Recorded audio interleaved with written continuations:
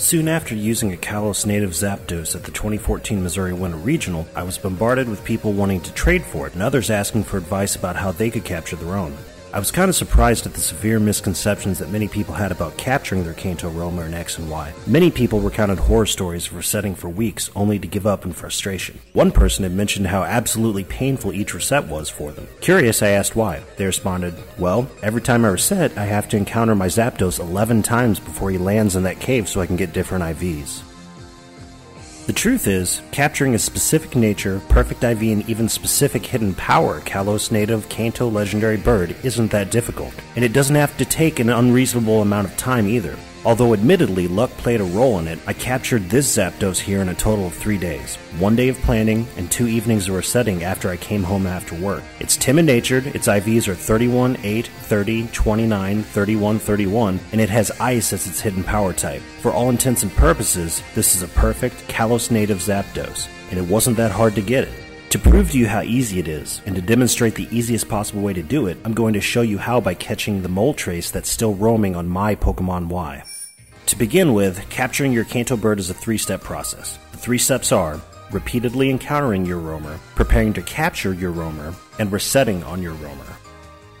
To get things started, after beating the Elite Four, run around in the grass until your roamer shows up for the first time. If you chose Chespin, Articuno will appear. Fennekin leads to Zapdos, and Froakie leads to Moltres. Only one bird will ever appear in your playthrough, and when encountering it in the wild, it will flee before you will have a chance to capture it no matter what you do. Next, head to the nearest Pokemart and buy 10 or 15 max repels. While you're there, grab any higher level Pokemon as long as it's below level 70 and put it in the first spot in your party. Grab any Pokemon that knows the move Fly too.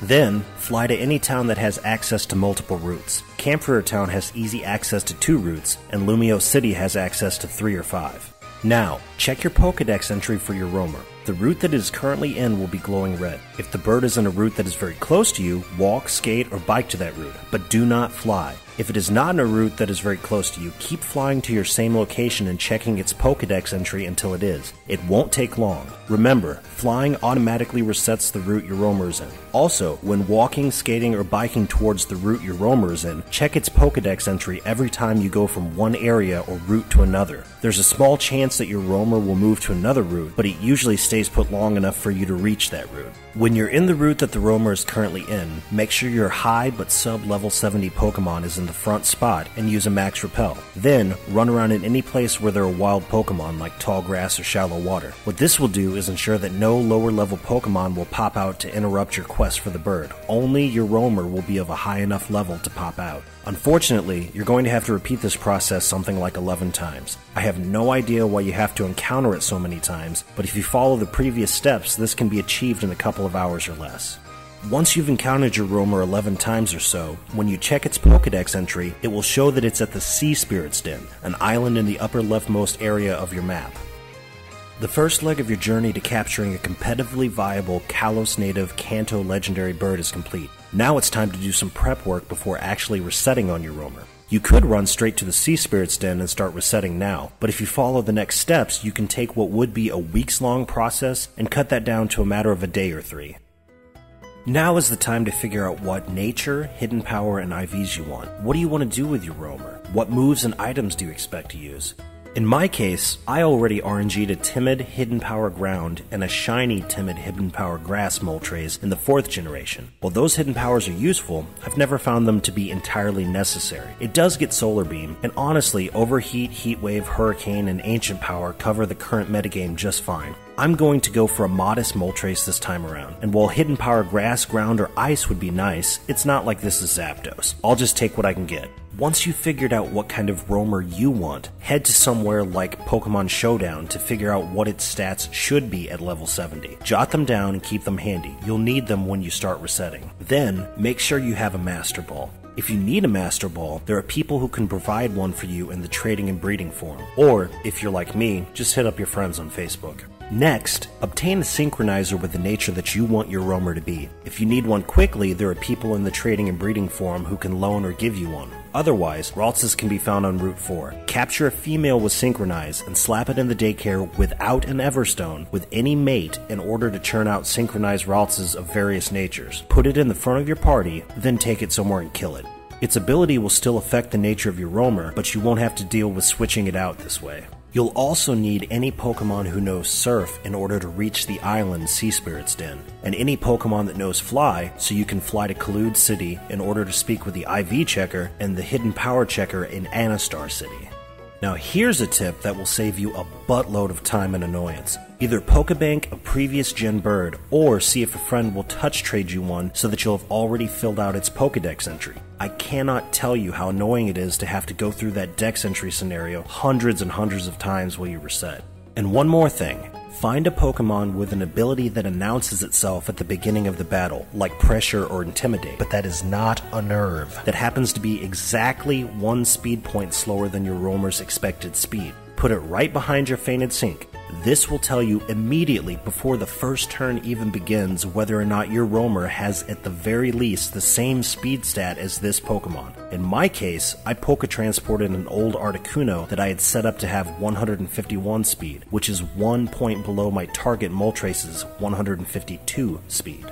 Finally, make sure your text is set to fast, your Master Ball is at the top of your item bag, your Fainted Sinker is in front, your 1 under Pokemon is right behind that, and you have at least 1 open slot in your party. Then, surf to Sea Spirit's Den. Enter the cave, then immediately stop. You will see a dark circle 3 or 4 steps directly ahead of you. If you walk into that circle, the battle with Zapdos will activate automatically. Save now. If you want to edge closer and save to make each reset a few moments quicker, go ahead and do that. Get out those stats that you wrote down because you'll need them in a moment. The second leg of your quest to capture a flawless Kanto bird is complete.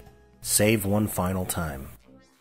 Step forward to activate the battle. Pay close attention to whose ability activates first. If your roamer's ability activates first, that means it has a speed stat that at the very least ties your 1 under lead. If your 1 under's ability activates first, immediately reset your game now and try again. Its speed definitely is not what you want it to be, and there's no reason to waste any more of your time on this Pokemon. If your roamer's pressure goes first, immediately Master Ball it and mash B so you don't waste time on the nickname screen. Then, before you even bother to check the nature and stats, you'll be able to see your roamer's HP. If its HP is not at least 1 or 2 points away from what it's supposed to be, don't even bother checking anything else. Reset now and try again. If its HP is close to what it's supposed to be, look at all the rest of its stats and see if they are all close to what they're supposed to be. If they are, and if you're shooting for a usable hidden power, fly to Anastar City. 2 houses to the right of the Pokemon Center, there's a man who will tell you any Pokemon's hidden power type. If its hidden power is something you could live with, fly to Kalude City.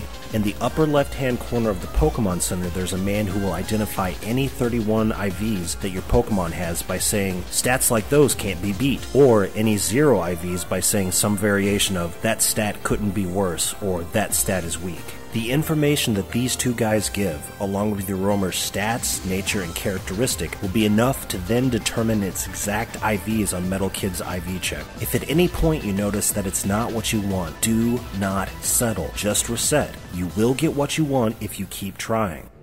So here's my Moltres. He's modest, with 31, 22, 31, 31, 31, 31 IVs. His hidden power is Dragon, which isn't particularly useful, but as I said, should I use it, it'll be scarfed with Overheat, Heat Wave, Hurricane, and probably Ancient Power or Solar Beam. Capturing this Moltres from scratch took me 1 day of prep work and 2 solid evenings of resetting, and then I caught it the next day right after work. So a total of 4 days for, essentially, a flawless VGC legal Moltres, which is right in line with how long it took me to capture my Zapdos. As someone who spent a stupid amount of time RNGing hundreds of Pokemon with M-Loop and RNG Reporter from Fire Red through the 4th and 5th generations, looking up spreads and trying and failing to hit delays and then trying to figure out why I'm 2 frames off, I think it's amazing that we can do this now. You don't have to know how to RNG, you don't have to know how to calculate in Hex, you just have to set things up right to be as efficient as possible and then be patient and tenacious, and you can have flawless legendary Pokemon. I hope this video helps. Good luck, everybody.